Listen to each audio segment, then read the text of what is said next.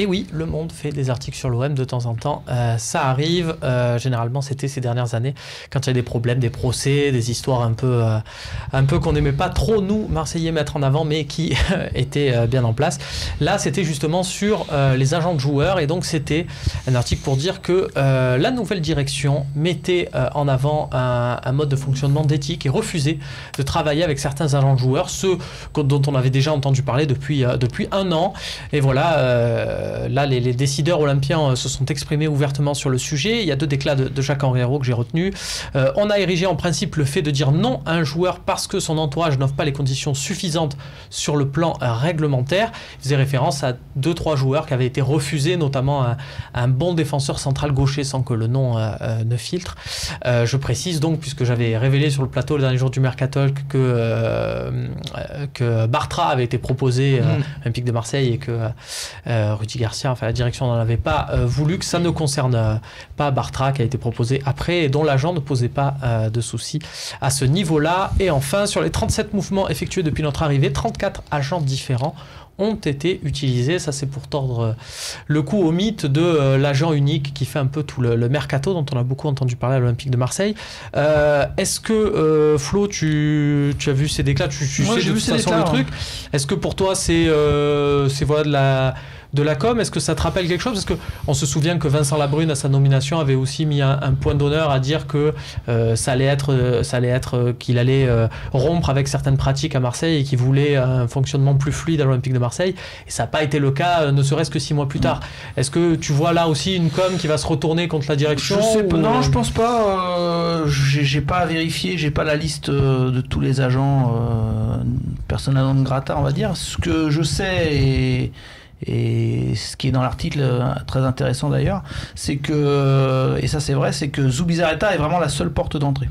C'est-à-dire qu'un agent qui veut proposer un joueur, normalement, c'est pas la peine de passer par... Il propose pas l'entraîneur des gardiens. Voilà, non, puis c'est vrai que fait dans certaines années à l'OM. Le mal, ça a parfois été, voilà, je connais un tel à Marseille, il va me recommander, etc., etc. Non, là, tu passes d'abord par Andoni Zubizarreta, c'est un peu lui le patron, il va évidemment dispatcher, en parler avec le président, avec Garcia, ça c'est... Mais voilà, mais c'est important qu'il y ait une seule porte d'entrée. C'est un peu le fonctionnement général de l'OM où ils veulent quelque part des référents, on le retrouve aussi dans d'autres secteurs, et au moins on sait qui il faut appeler, à qui parler et qui fera un petit peu le compte rendu. Et je pense que avec ça on s'évite quelques surprises parce que Zubizarreta il sait dire non, il sait dire vous je vous connais pas monsieur, on n'est pas intéressé, et il sait que derrière il n'y aura pas en sous-marin que derrière ça le suit, un passage dans le dos, voilà. Ce qui n'a pas là aussi toujours été le cas à l'Olympique de Marseille. Greg, tu évolues dans un club marseillais, voilà, on va dire ça comme ça, avec un fonctionnement un peu à la marseillaise comme on en est habitué nous. Est-ce que ça te fait rêver ce mode de fonctionnement là, cette politique à l'Olympique de Marseille?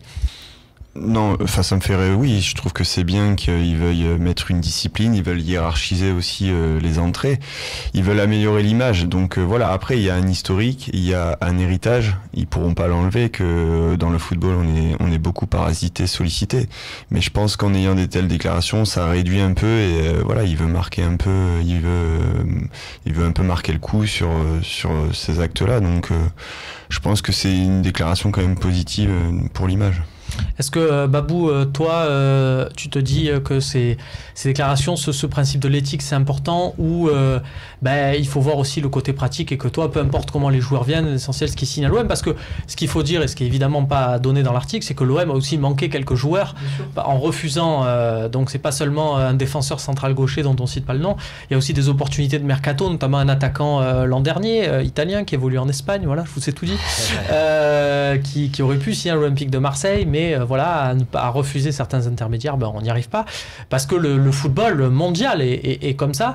Est-ce que toi tu te dis bon il faut être un requin quand on nage avec les requins, ou c'est pas plus mal voilà d'avoir, nous on a une éthique? Non, mais tout à fait. Moi, ça me convient très bien ce que sont en train de faire le président Garcia et Zubizarreta. Moi, ça me rassure ce que dit Flo sur Zubizarreta. Ça peut rassurer les gens aussi sur le rôle de Zubizarreta, puisque on nous dit toujours à quoi il sert, puisqu'il nous a pas ramené 2 petits Espagnols de 18 ans. Il sert peut-être aussi à autre chose. Et je pense que c'est un garçon qui fait très bien son travail quand il faut écrémer, qu'il faut filtrer. Je pense que c'est un petit peu son rôle. Et c'est bien aussi de ne pas travailler qu'avec certains agents, mais c'est bien aussi de ne pas se couper et de refuser spécialement certains puisqu'il y a certains joueurs qui peuvent nous intéresser. Si ça passe par la filière officielle et que Zubizarreta a donné son aval et que c'est validé par les autres, c'est très bien. Moi, ça me convient très bien. La déclaration, pour moi, tout à fait c'est toute la on va dire la finesse de ça, c'est avoir des principes dans la vie, que ce soit pour le football, pour la bouffe, pour n'importe quoi. Ça met des barrières. Forcément, c'est obligé. Genre, Romain l'a dit, tu t'évites certains joueurs que tu aurais pu prendre qui peut-être t'auraient apporté quelque chose, ou peut-être pas. Maintenant, ce qu'il faut dire, c'est que même si c'est de la com, frontières. Non, mais même si c'est de la com, avoir des principes, je pense, naïvement peut-être, que sur la durée, ça va servir à l'Olympique de Marseille. Et je l'espère profondément. Peut-être qu'il y a des fois où on va dire, il va ressortir des trucs comme l'histoire de Marez-Labrune ou des histoires comme ça, on va dire ouais mais vous avez vu, ils sont passés alors qu'il allait signer, il était à l'aéroport, j'en sais rien. Mais je pense que sur la durée, l'OM, entité en elle-même, sera gagnant. Si c'est vrai, cette histoire de 34 agents en 37 mouvements, ça n'a jamais existé sur la revue, il faut quand même le dire. Ça n'a jamais existé, même pas une demi-saison. Après, des fois, tu sais, les trucs des agents, de mandats, il y a des noms, il y a d'autres personnes.